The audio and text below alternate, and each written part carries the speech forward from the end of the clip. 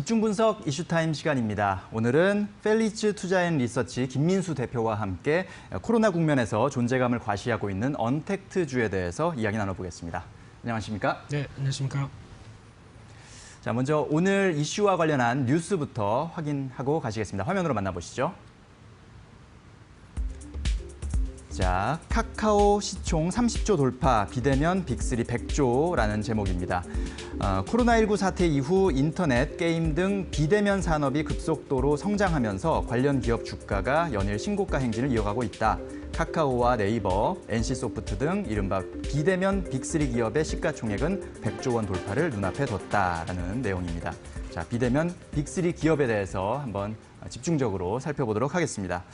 자, 현재 시가총액이 상당히 많이 늘어난 그런 상황인가 보네요. 비대면 빅3를 다 합치면 100조를 눈앞에 둔 그런 상황이라고요? 네, 그렇습니다. 일단 시가총액은 증시의 거울이라고 그러죠. 네. 그때 따른 어떤 시장의 트렌드를 그대로 말해준다라고 봤을 때 이 시가총액의 변화 상당히 중요하다고 봐야 될 것 같은데, 근데 최근에 들어서 보시게 되면 아시겠지만 저희가 원래는 한국이 뭐 제조업 강국이다라는 관점 쪽에서 제조업 쪽의 종목들이 시가총액이 구성되었었는데 요즘은 바뀌었습니다. 특히 여전히 시가총액 그 상위 종목 10종목 안에 상위 종목은 반도체가 그래도 열일하고 있다라고 볼 수 있는 쪽에서 반도체 대장주 두 종목은 계속 1, 2위가 있는데 그 밑에가 많이 바뀌기 시작했죠. 특히 내용을 보게 되면 바이오 관련된 종목이 두 종목. 거기다가 플랫폼이라고 하는 지금 말씀드리는 네이버나 카카오가 그 자리를 차지하고 있고요. 게다가 또 2차 전지 관련된 종목들도 두 종목이 들어왔다라고 하게 되면 앞으로의 시장이 어느 쪽으로 갈 것이냐에 대한 여러 가지 분위기를 그대로 보여주고 있다는 쪽에서 무게를 두셔야 될 것 같고요. 특히 언택트의 대표 주자 카카오 같은 경우가 가장 눈여겨볼 수 있는데 5월 달 이후부터 주가는 2배가 올라왔습니다. 그동안 뭐 했나 싶습니다. 네, 그런 관점 쪽에서 이 최고가 경신이 들어오는 관점과 함께 시가총액 7위까지 들어온 상황이고요. 네이버는 여전히 강자의 자리를 지속하면서 시가총액 4위 정도. 그래서 NC소프트가 한 20조대가 들어오다 보니까 시가총액 10위를 넘나드는 모습들이 나오다 보니까 이런 쪽의 변화가 뚜렷하다고 보여지고 있는데 특히 이제 미국 시장도 마찬가지입니다. 어제 미국 시장의 동향을 보게 되면 특히 다우지수는 1%대 이상 하락했는데 나스닥은 강세를 보이고 있죠. 네. 특히 최근에 미국 시장에서 또 대표적인 강자라고 떠오르는 마가죠. 네, 마이크로소프트가 다시 들어오기 시작하면서 이에 따른 여러 가지 흐름을 보게 되면 일단 한국에뿐만 아니라 글로벌 전반적인 대세가 이런 어떤 플랫폼주와 함께 언택트주의 대표주로 부르는 쪽이 대세가 되고 있다라는 쪽도 가장 중요한 변화라고 봐야 될 것 같습니다. 네, 그렇군요. 미국 증시에서도 나타나고 있는 현상, 마이크로소프트, 애플, 구글, 아마존 이런 기업들이 아주 강세를 보이고 있고 우리나라에서도 역시 네이버를 비롯해서 카카오, 또 NC소프트 같은 비대면 빅3 기업이 상당히 이제 몸집을 불려나가고 있다. 이렇게 보시면 되겠습니다. 자, 이제 많은 투자자들이 네이버와 카카오를 놓고 좀 고민하시는 분도 많을 것 같아요. 일단 어쨌든 이 분명히 뭔가 성장은 분명히 있을 것 같은데 근데 두 개 다 이렇게 살 수 있으면 제일 좋지만 그래도 이제 부담되시는 분은 둘 중에 하나를 선택해야 될 텐데 네이버와 카카오를 좀 비교를 해주실까요?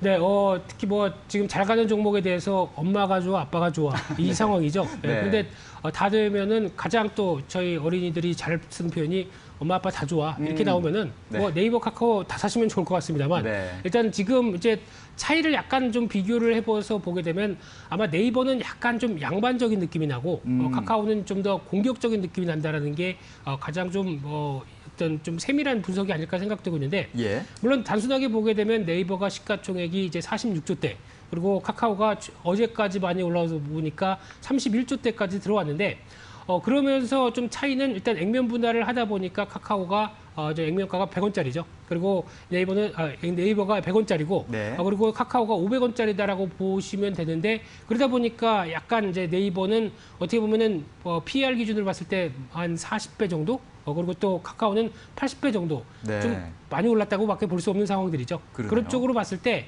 카카오 같은 경우는 앞서 잠깐 언급드렸던 것처럼 약간 좀 공격적입니다. 즉 사업 부분을 분사를 시켜서 너희가 이익 낼 수 있는 쪽 알아서 해라. 그래서 이익 내게 되면 충분히 그를 향유해라. 그러면서 여러 가지 사업부가 분사되고 그래서 이제 그를 또 상장시키려는 분위기까지 나오기 시작하죠. 그런 쪽으로 봤을 때 카카오는 이제 컨텐츠 관련된 쪽이 한 53%, 플랫폼이 한 46% 매출 비중이 나오다 보니까 좀 더 부각받는 부분들은 카카오의 컨텐츠 관련된 여러 가지 섹터들이 좀 더 빛을 발하고 있다라는 쪽으로 보여지고 있는데 게다가 또 금융 관련된 쪽은 더 안착이 더 빠르지 않느냐. 네. 대표적으로 카카오톡을 기반으로 해서 나왔던 흐름들과 함께 이제 또 카카오 뱅크죠. 이쪽에 예. 대해서 이제 확장세가 들어가다 보니까 상대적으로 네이버는 이제 좀 뒤늦었다라는 분위기 쪽에서 이번에 미래에셋대우와 함께 연결을 시켰던 뭐 네이버 통장 같은 경우도 야심차게 출발을 했고 뭐 구독료도 받는다라는 관점 쪽에서 뭔가 변화를 이어가고 있는데 아직 성과가 그렇게 뚜렷하지 않죠. 그러다 보니까 그러면 차라리 카카오가 금융 쪽에서의 변화와 함께 좀 더 이어지고 있는 카카오페이 증권까지 이런 어떤 영역을 활발하게 들어오는 부분들이 좀 더 성장성에 무게를 둬야 되는 게 아니냐 이런 관점들이 상당히 높고요. 그러다 보니까 외국인들이 네이버는 약간 좀 매수가 그렇게 강하지 않은 가운데 오히려 카카오를 매수를 좀 강하게 들어온다라고 하는 부분들이 오히려 주가엔 좀 더 단기적으로 긍정적인 측면들이 나왔던 게 이런 좀 차이가 있지 않나 이렇게 보여지고 있습니다. 네, 그렇군요. 아무래도 네이버는 기존에 이제 강자 자리를 지켜왔었기 때문에 조금 상대적으로 좀 덜 공격적인 모습을 보이고 있고 반면에 카카오는 어떤 추격자 입장에서 좀 더 공격적인 그런 성향을 나타내면서 콘텐츠 부문의 어떤 매출 비중을 상당히 좀 크게 가져가는 부분 이런 부분들이 투자자 성향에 따라서 아마 좀 선호 현상이 갈려지는 부분이 있지만 종합적으로 보면 카카오도 좋고 네이버도 좋다 이런 말씀을 좀 정리를 해볼 수 있을 것 같습니다. 자, 카카오와 네이버를 좀 비교해봤는데 네. 또 NC소프트도 살펴봐야 되겠죠? 그렇습니다. 네. 일단 NC소프트 하게 되면 또 게임주의 대표 주자죠. 그러면서 눈여겨볼 수 있는 게 언택트와 컨텐츠주의 결합이다라고 볼 수 있는 상황 쪽에서 일단 집에 있으면 심심하다 보니까 바로 그냥 게임 접속한다. 이런 쪽에 대한 변화가 가장 컸다고 봐야 될 것 같고요. 네. 그런 쪽에서 이제 NC소프트가 잘하는 거는 기존의 아성이 있습니다. 저희가 잘 아는 뭐 리니지라고 하는 기존의 IP를 충분히 활용해서 이를 이제 모바일 쪽으로 접근하면서 나오는 흐름들을 그대로 실적에 녹였다라는 네. 관점 쪽에서 상당히 재평가가 되고 있는 상황들이고요. 그러다 보니까 또 신작 기대감은 일단 좀 덤이다라는 표현이 될 정도로 신작까지 또 인기를 끌게 되면 더 실적이 좋아질 게 아니냐 이런 관점들이 나오고 있는데 그중에서 이제 실적만 보게 되면은 작년 영업이익이 좀 주춤했습니다. 그런 가운데 주가도 좀 재미가 없었다고 하더라도 올해는 영업이익이 한 1조 원대를 돌파할 걸로 보이지다 보니까 작년 부진했던 실적 대비 거의 뭐 2.5배 이상 늘어날 걸로 보여지고 있고요. 내년은 영업이익이 한 1조 4천억까지 나온다라고 네. 하게 되면 이런 강한 성장성이 주가를 끌고 있다는 관점 쪽에서 봤었을 때 게임주도 지금 최근에 전반적인 종목들이 다 대세로 가고 있는 상황들이죠. 그런 쪽에서 시장을 주도한다고 하게 되면 물론 어떤 카카오나 이런 종목들처럼 어떤 시세가 뿜는 단계가 아니라고 하더라도 여전히 중기적인 추세가 유지가 되면서 끌고 간다라고 하게 되면 오히려 매매는 NC소프트가 좀 더 쉽지 않을까라는 관점들인데 그래도 워낙 주가가 100만 원대까지 이어오다 보니까 네. 개인들의 참여도가 그렇게 강하지는 못하는 게 또 하나의 한계일 수는 있겠다라는 쪽도 눈여겨보셔야 될 것 같습니다. 네, 그렇군요. 기존에 뭐 리니지라는 게임이 워낙 그 탄탄한 인기를 끌고 있었고 그것을 뭐 모바일에도 적용하고 해외 시장도 노크를 하는 그런 모습들이 NC소프트의 기대감을 더 키우는 모습이고 뭐 영업이익이 올해 상당히 늘어날 것으로 지금 뭐 예상이 되고 있는 상황이고 거기다가 내년에는 더 늘어날 것이라는 그런 전망까지 계속 나오고 있습니다. 자, 이제 종합적으로 이 비대면 빅3에 대해서 뭐 향후의 전망이나 혹은 또 네. 투자자들 입장에서는 어떤 전략, 어떤 대응법으로 공략하면 좋을지 좀 조언을 해주실까요? 이게 가장 중요한 오늘의 포인트죠. 네, 근데 그쪽인 흐름을 봤을 때 지금 카카오 이렇게 많이 올라왔는데 네. 앵커님 같은 경우는 오늘이라도 카카오 사셔야 될 거로 생각하십니까?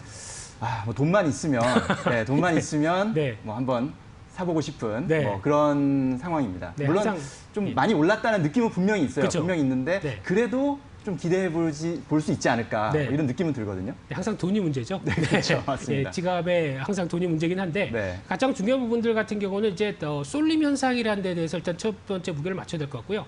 이제 미국 시장 얘기를 자꾸 드리지만은 미국 같은 경우도 이제 다우 지수와 그 나스닥 관련된 이제 마가라고 하는 대표적인 종목들의 동향을 보게 되면 과거와 관련돼서 이제 괴리율이라고 그러죠. 두 어떤 섹터 쪽에서의 쏠림 현상을 보게 되면 지금이 사상 최대라고 합니다. 네. 한 1, 2년 정도만 하더라도 또 다우가 나스닥과의 또 쏠림들이 가장 커서 괴리율들이 컸었던 모습들인데 그러면 항상 저희가 경계해야 될 모습들은 항상 어느 쪽으로 이쪽이 계속 갈 것 같은 모습들이 나온다고 하더라도 항상 어떤 괴리율이 이렇게 강하게 나왔을 때는 또 한쪽은 또 풀이 죽고 한쪽이 또 올라가는 이런 현상들이 또 발생할 수 있는 그런 흐름이기 때문에 너무 과도한 쏠림은 경계하자라는 입장들이 좀 크고요. 그러다 보니까 종목들이 단기 이격이 모두 크게 발생하는 현상들까지 나왔다라고 하게 되면 이 점은 아마 개인적으로는 여기서 따라가는 전략보다는 그래도 추세 안쪽까지 들어올 때까지 기다리는 게 좋겠다라는 쪽으로 보는 게 맞다고 봐야 될 것 같고요. 여기서 이제 중요한 게 이제 실적이죠. 그러면 이제 다 실적이 좋을 거야라고 바라보고 있는 상황 쪽에서 그만큼 눈높이에 맞는 실적을 발표하는지에 대한 여부들도 한 번쯤 체크해야 될 것 같고요. 그런데 보통 이런 실적의 기대감을 안고 먼저 움직였었을 때는 가장 특이한 현상들이 막상 이제 실적을 좋게 발표했던 간에 어떤 좋은 실적을 안고는 오히려 주가가 거기서 차익 매물이 나올 가능성이 높다라는 부분들도 눈여겨보시면서 실적 발표 시즌에 대한 어떤 주가 동향들도 같이 확인하셔야 되겠죠.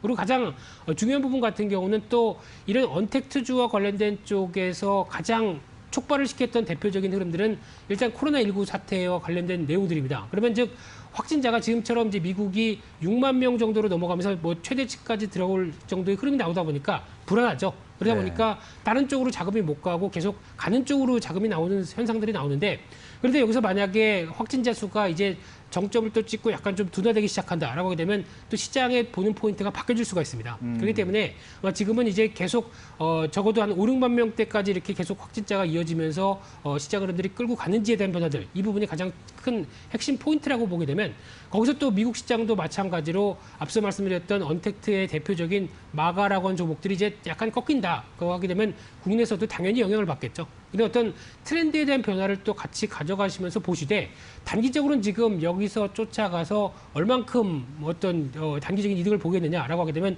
저는 해답을 못 드릴 것 같습니다. 아, 그렇군요. 네, 그러다 보니까 단기적으로는 어제 살 걸 하고 생각하셨던 마인드를 그냥 어제로 그냥 접어두시고요. 오늘 일단 동향들 보시면서 높은 가격에 쫓아가서 아무리 좋은 주식이라고 해도 득이 될 건 없다. 네. 이렇게 보시면서 대응하셨으면 좋겠습니다. 그렇군요. 과도한 쏠림은 좀 경계하자라는 말씀. 여기서 따라가는 전략보다는 조금 더 기다려보자라는 말씀이셨고요. 뭐 하나만 간단하게 좀 여쭤보겠습니다. 네. 어쨌든 지금 빅3 좀 주가가 많이 오른 그리고 절대적인 금액 자체도 좀 많이 올라서 네. 매수하기에 조금 부담스러운 그런 상황이잖아요. 네. 그렇다면 좀 언택트 수혜주 중에도 조금 이제 가격이 좀 저렴해서 네. 좀 접근하기 좀 만만한 네. 뭐 그런 종목도 있을 텐데 그런 종목에 대한 접근은 어떨까요? 네, 지금 이제 언택트 관련된 종목들이 이제 돌아가면서 순환매를 이끌어 가고 있는데 상대적으로 상승폭이 좀 적었던 쪽은 그나마 기존에 복귀를 해보게 되면 네. 음식료 업종이 아닐까 일단 생각이 들고 있고요. 좀 더 여유가 남아있지 않을까 생각되고 네. 있고 또 그때 잘 올랐던 게 폐기물 관련 쪽이었습니다. 아. 생활 폐기물이 많이 늘어난다고 했었죠. 근데 그쪽 종목들도 이번 실적 발표 좋을 걸로 보여지고 있는데 주가가 좀 덜 갔다. 그러면 또 관심 있게 보셔야 될 걸로 보여지고 있고요. 또 마찬가지로 골판지 관련된 택배 쪽이 잘 나가다 보니까 예. 그쪽도 실적이 좋을 것 같은데 상당히 저평가죠. 이런 어떤 종목들 쪽으로도 바라보시면서 하나의 또 섹터의 순환도 한번 생각해 보시는 게 좋을 것 같습니다. 네, 그렇군요. 자, 언택트주 내에서도 순환매를 한번 또 노려보는 것도 하나의 방법일 것 같습니다. 자, 김민수 대표님 오늘 말씀 잘 들었습니다. 감사합니다. 네, 감사합니다.